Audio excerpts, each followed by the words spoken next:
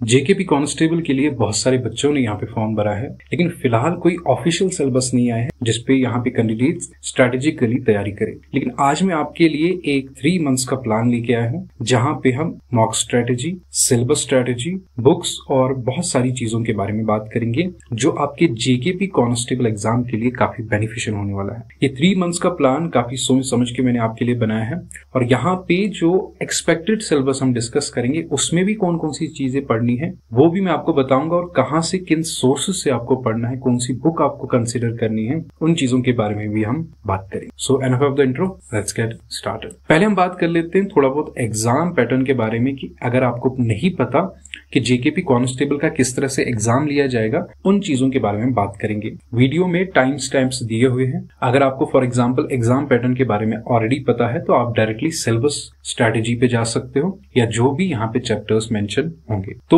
Exam pattern में 3 तरह की चीजें यहाँ पे मेंशन है। पहला रिटन एग्जामिनेशन लिया जाएगा, दूसरा होगा आपका फिजिकल स्टैंडर्ड टेस्ट और तीसरा होगा फिजिकल एंड्योरेंस टेस्ट। मतलब 3 चीजें यहाँ पे मेंशन है। और रिटन एग्जामिनेशन में यहाँ पे आपको क्लियरली मेंशन है कि आपका एमसीक्यू टाइप का क्वेश्चन पेपर होगा जिसकी लैंग्वेज खाली इंग्लिश होगी, कोई भी और लैंग्वेज उसमें नहीं आपको प्रोवाइड करवाई जाएगी। और साथ में आपको 1/4 की नेगेटिव मार्किंग होगी, मतलब 0.25 की नेगेटिव मार्किंग होगी। उनके अलावा जिनके पास भी एनसीसी सर्टिफिकेट है उनको यहाँ पे कुछ मार्क्स का बोनस देखने को मिलेगा। अगर आपके पास सी सर्टिफिकेट है तो 5% का बोनस देखने को मिलेगा। अगर आपके पास बी सर्टिफिकेट है तो 3% का, और अगर आपके पास ए सर्टिफिकेट है तो 2% का आपको बोनस देखने को मिलेगा। नेक्स्ट जो फिजिकल स्टैंडर्ड टेस्ट पीएसटी होगा उसमें कुछ क्राइटेरिया आपका मीट होना चाहिए। वो क्या है कि आपकी हाइट मिनिमम, मेल्स के लिए मिनिमम हाइट 5 फीट 6 इंच होनी चाहिए, चेस्ट ग्रेड 32 इंच होनी चाहिए और एक्सपेंडेड में 33.5 इंच होनी चाहिए। उसके अलावा फीमेल्स की मिनिमम हाइट 5 फीट 2 इंच होनी चाहिए यहाँ पे। और कुछ कम्युनिटीज को रिलैक्सेशन दी जाएगी, वो आप ऑफिशियल नोटिफिकेशन में पढ़ सकते हो। उसके अलावा जो फिजिकल एंड्योरेंस टेस्ट होगा वहां पे मेल्स के लिए जो क्राइटेरिया मेंशन है कि वहां पे 1600 मीटर्स की रेस होगी जो आपको 6.5 मिनट में कवर करनी है और 20 पुशअप्स आपको करने हैं, जहां पे एक साइकिल जब आप नीचे जाओगे और ऊपर चढ़ोगे वो एज अ 1 काउंट होगा, मतलब 20 पुशअप्स आपको आनी चाहिए। फीमेल्स के लिए लॉन्ग रेस में यहाँ पे सिर्फ 1000 मीटर्स, मतलब 1 किलोमीटर उनको 6.5 मिनट में कवर करना है। और जो शॉर्ट पुट है 4 kgs का, वो तकरीबन कहां तक जाना चाहिए, 3 अटेम्प्ट्स में 14.5 फीट तक। ये मिनिमम क्राइटेरिया होता है। अगर ये मीट हो जाएगा तो आप यहाँ पे फिजिकल एंड्योरेंस टेस्ट भी पास कर पाओगे। ये था एक ओवरव्यू आपके एग्जाम पैटर्न के हिसाब से जो ऑफिशियल नोटिफिकेशन से मैंने आपको बताया है। अब हम बात करेंगे आपके सिलेबस और बुक्स के बारे में। अगर आप इस सिलेबस को पहचानते हो तो ये एसआई का सिलेबस है जिसमें मैं आपको एक्सपेक्टेड सिलेबस और बुक्स के बारे में बताऊंगा जो ऑफिशियल सिलेबस के काफी रिलेटेड होगा। पहली चीज यहाँ पे मेंशन है current events of national and international important. ये एक पर्टिकुलर हर एक चीज में मेंशन होता है, हर एक एग्जाम में मेंशन होता है। इसलिए मैं आपको सजेस्ट करूंगा कि बहुत सारी आजकल एंड्रॉइड और आईओएस की एप्लीकेशंस आती है जहां पे आप शॉर्ट में न्यूज पढ़ सकते हो, तो वहां से आप इजीली करंट अफेयर्स को कंप्लीट कर सकते हो डेली बेसिस पे। तो जो भी चीजें वहां पे आपको लगती है इंपॉर्टेंट है एग्जाम पॉइंट ऑफ व्यू से, तो उनको आप नोट डाउन कर सकते हो किसी कॉपी पे। बात करें यहाँ पे दूसरी चीज की, हिस्ट्री ऑफ इंडिया या इंडियन नेशनल मूवमेंट की, फिलहाल के लिए मैं आपको सजेस्ट करूंगा कि आप हिस्ट्री ऑफ इंडिया पूरी की पूरी ना पढ़ो। हालांकि आप फ्रीडम स्ट्रगल के बारे में बहुत अच्छे से पढ़ो। इसके लिए आप अरिहंत की जो कंबाइन बुक आती है, जिस तरह से आप एनसीईआरटी का जिस्ट देखते हो वहां से इजीली कवर कर सकते हो। तो अगर आपको खुद से बुक समझ आती है तो एनसीईआरटी भी आप कवर कर सकते हो। इन केस अगर आपने नए हो इस चीज में, आपने अभी तक प्रिपेयर नहीं किया है, इस चीज को नहीं पढ़ा है, तो इट इज रिकमेंडेड कि आप ऑनलाइन सोर्स हो, जैसे यूट्यूब पे किसी चैनल ने बहुत अच्छे से पढ़ाया होगा, वहां से पहले पढ़ो। वहां से जब आपको आइडिया लग जाएगा किस तरह से चीजें आपको कवर करनी है, कैसे कवर करनी है, तब जाके आप कोई बुक उठाओ। आपको पता है ये स्पेक्ट्रम भी आती है जहां से आप बहुत ही अच्छे डिटेल में इस चीज को कवर कर सकते हो। लेकिन अगर आप और कोई भी बुक रिकमेंड करना चाहते हो तो और बहुत सारी बुक्स है, जैसे तमिलनाडु की बुक्स है यहाँ पे, जैसे यहाँ पे कोई भी अरिहंत का या किसी और कंपनी का जो जिस्ट आता है एनसीईआरटी का, जिसमें 6 से लेके 12 तक सारी चीजें मेंशन होती है, तो वहां से भी अगर आप कवर करोगे मोर देन एनफ है। लेकिन अगर आप स्पेक्ट्रम ही पढ़ोगे तो इट इज बेटर, क्योंकि वो आगे चल के बाकी एग्जाम्स के लिए भी काफी बेनिफिशियल होगा। तो फिलहाल हिस्ट्री ऑफ इंडिया पढ़ने की आपको जरूरत नहीं है। एंशिएंट और मेडिवल हिस्ट्री को छोड़ के फिलहाल आप मॉडर्न हिस्ट्री पढ़ लो, उसमें फ्रीडम स्ट्रगल पे ज्यादा ध्यान दे दो। वो चीजें हो सकता है कि हर बार एग्जाम में देखने को मिली और आगे चल के भी देखने को मिली। तीसरी चीज है यहाँ पे इंडियन एंड वर्ल्ड जियोग्राफी। देखो इसमें इंडियन एंड वर्ल्ड जियोग्राफी में बहुत सारी चीजें पढ़नी पड़ती हैं, लेकिन फिलहाल के लिए मैं आपको रिकमेंड करूंगा हर एक जेके एसएसबी के एग्जाम के सिलेबस में बहुत सारी चीजें जियोग्राफी में मेंशन होती हैं, जैसे political division, physical division, drainage system है, वहां पे नेचुरल वेजिटेशन है, क्लाइमेट है, क्रॉप्स के बारे में है, सॉइल्स के बारे में है, ट्रांसपोर्ट ऑफ इंडिया के बारे में, ये टॉपिक आपको पढ़ने। और इसके लिए जो मैं बुक आपको रिकमेंड करूंगा वो है अरविंद कुमार की जियोग्राफी ऑफ इंडिया की। उसमें एनसीईआरटी को भी कवर किया गया है और साथ साथ में बहुत एडिशनल पॉइंट्स है। और अगर आप देखोगे जितने भी अगर आपने एसएसबी के एग्जाम दिए होंगे हर एक क्वेश्चन वहां से पूछा गया है। तो डिस्क्रिप्शन में उनकी लिंक भी मिल जाएगी, या डायरेक्ट आप खुद भी अमेजॉन पे सर्च करके वहां से देख सकते हो। अगर आपको किसी बुक सेलर से भी मिलती है तो वहां से भी आप खरीद सकते हो। बात करें यहाँ पे इंडियन पॉलिटी एंड गवर्नेंस के बारे में, यहाँ पे हमें पता है एक ही बुक आती है यूपीएससी के लिए भी, बहुत लक्ष्मीकांत पढ़ते हैं सारे, लेकिन मैं आपको रिकमेंड करूंगा अगर आप इंडियन पॉलिटी पहली बार पढ़ रहे हो तो यूट्यूब किसी चैनल से देख लो, जब तक आपको आइडिया लग जाएगा। उसके बाद आप लक्ष्मीकांत से कुछ गिने चुने टॉपिक पढ़ोगे जो आगे चल के आपको सिलेबस में मेंशन होंगे।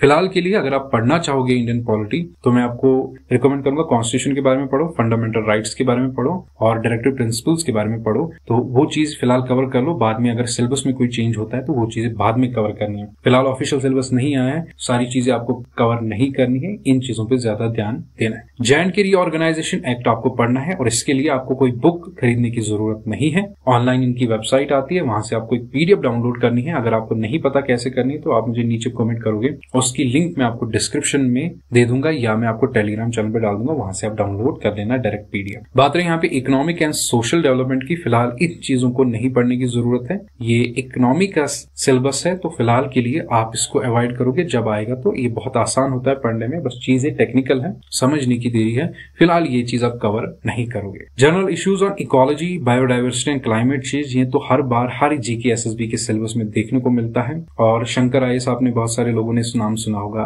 आईएएस यूपीएससी के लिए आती है, लेकिन बहुत डिटेल सिलेबस होता है। आप इन चीजों को सिर्फ एनसीईआरटी या तमिलनाडु की बुक से कवर करोगे, ज्यादा डिटेल में जाने की जरूरत नहीं है, क्योंकि इन चीजों पे एक या दो क्वेश्चन आते हैं, इतने ज्यादा डिटेल में जाओगे बहुत टाइम आपका वेस्ट होगा और हो सकता है कि आपने कोई चीज छोड़ दी, उसी में क्वेश्चन आ गया। बेहतर है कि आप लिमिटेड पढ़ो, उस लिमिटेड को ज्यादा से ज्यादा रिवाइज करो और जो भी हम मॉक स्ट्रेटेजी आपके साथ शेयर करेंगे अभी इसी वीडियो में, उसमें आपको पता चलेगा कि बाकी भी चीजें हमें कैसे कवर हो जाएंगी। नेक्स्ट सब्जेक्ट इन्होंने मेंशन किया जनरल इंग्लिश, और जनरल इंग्लिश में आपको पता है हर बार वही आता है, एक्टिव पैसिव वॉइस आता है, एंटोनिम सिनोनिम्स आते हैं, यहाँ पे टेंसेस के बारे में पूछा जाता है। आपको बेसिक जो मेजर टॉपिक्स है इंग्लिश के जो हर बार जीके एसएसबी के सिलेबस में मेंशन होता है वो आपको कवर करने हैं। देखो इसके जनरल इंग्लिश के लिए बहुत अच्छी बुक आती है नीतू मैम की, वो आप पढ़ सकते हो। उसके अलावा मैं आपको वेरिन एंड मार्टिन का ग्रामर प्रेफर कर सकूं। किंग्स ग्रामर भी आता है लेकिन वो बेटर है एकेडमिक पर्पज के लिए, लेकिन वेरिन एंड मार्टिन कॉम्पिटिटिव एग्जाम में भी बहुत बेनिफिशियल होता है। उसके अलावा जनरल इंग्लिश आपको मेरे हिसाब से